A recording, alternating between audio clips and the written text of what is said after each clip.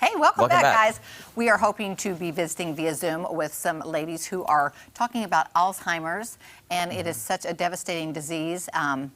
When it comes on, sometimes you don't know what it is right at first, and sometimes people live years with it. And I think it's hard for those folks that are having to, to deal with it. And it's so hard to deal with. Yes. Do we have? Yep. Okay.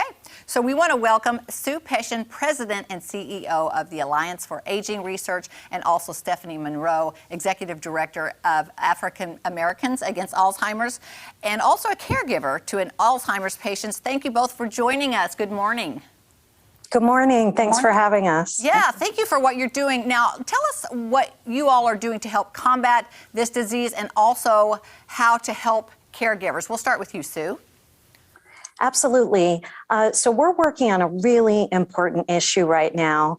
Medicare is expected to announce that it's not going to be covering the first FDA-approved drug in nearly 20 years for the majority of beneficiaries that might benefit.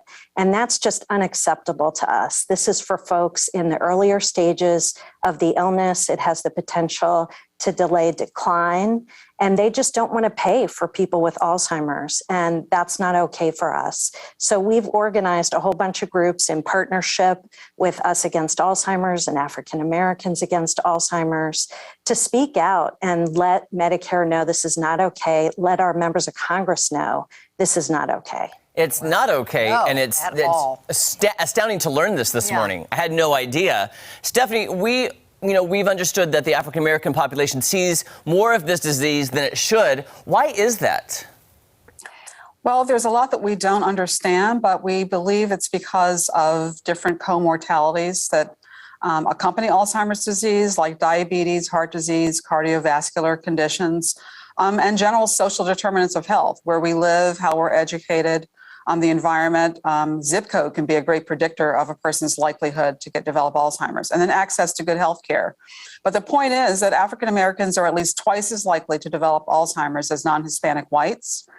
And we need to find better treatments. And this is a better treatment that is available now, finally, that can actually change this disease. We've got African Americans are about 20% of those diagnosed with Alzheimer's disease, even though they're only about 13% of the population. And financially, we're bearing 33% of the nationwide costs. So this is a disease that, unfortunately, is discriminating against Blacks and also Latinos. This is a medication that will help those populations, but everything that CMS is doing is going to further increase disparities, putting this drug out of the reach of most Americans who don't have huge amounts of dollars per year to pay for it. And it's unconscionable and it's wrong, and we've got to speak out against it. Thank you, ladies, for what you're doing. Honestly, the pharmaceuticals need to be held responsible for this. Seriously, how long have they been researching this drug, first of all? And if they are wanting to really help people, then why are they keeping it from them? Well, it's not the pharmaceutical companies that are doing this, frankly. The pharmaceutical companies have invested a lot of time and a lot of resource in finding different theories and things that they believe, and FDA, Food and Drug Administration, has demonstrated with science, with neurologists, with others, that this drug can work. It's up to the doctors to decide with their patients whether it's appropriate for them, but there's everything that points in the direction that this drug can be very effective for many, many people. The CMS is coming in and saying, well, we don't really believe in that theory. Therefore, we're not only not going to fund this particular drug, Aduhelm, but we don't believe in the whole theory that the science has proven is moving in a positive direction. So not only this drug, we're going to say that the entire class of drugs, anything that comes behind, we're going to put through this additional requirement of additional clinical research, withholding this drug potentially for more than a decade from people who need it. We've got about 1,000 people per day being diagnosed, others that are moving from mild cognitive impairment into Alzheimer's. And this drug is targeting people early when it's most important and most effective. So delaying that diagnosis and delaying these treatments is going to allow, unfortunately, people to move deeper into Alzheimer's when the treatments aren't going to work for them. And this is why we've got to call out CMS to fund this medication, which is new for the first time in 17 years and can work. Can you tell us a little bit more about the drug? This is the first I'm hearing of it. I'm very fortunate. I don't have a family member yet with Alzheimer's, but when that time, if it should arise, I want to know about this drug and how it works.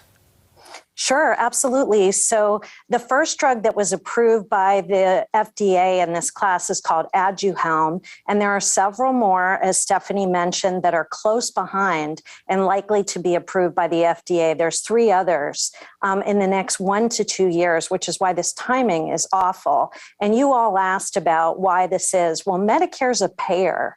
They're a public insurance program, essentially. And this is a way for them to try to control costs. They're going after a very vulnerable population. They tried to do this 2 years ago with a new cancer therapy that came out, and the community rose up and opposed it, and they turned back on it. And we're hoping to do the same thing here.